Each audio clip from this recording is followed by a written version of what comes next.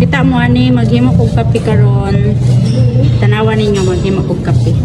Man na to flat, pinahanglan na nato siya isulod dili.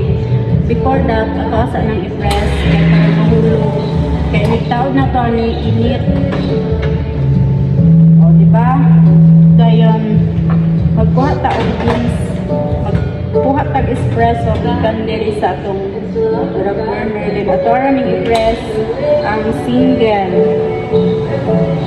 Muandang na siya giyaha kay naka-calibrate naman ni siya into 30 ml.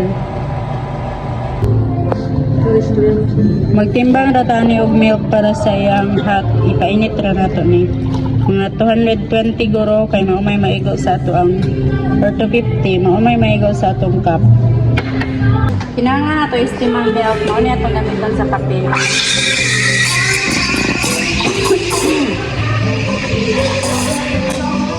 Dapat naman na yung sound ito na ang i-order guys atong guest kay Spanish Latte.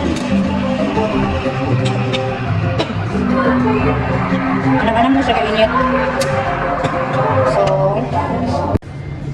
muna na itong nahimo na milk. So, kinahanglan lang nato siya i-ana kay para ang bubbles mo down or mawala. Dayon, magkuha na dayon ta sa ato ang coffee. Oh. Maka-shape ta karon og heart cham balag ma-heart ni karon.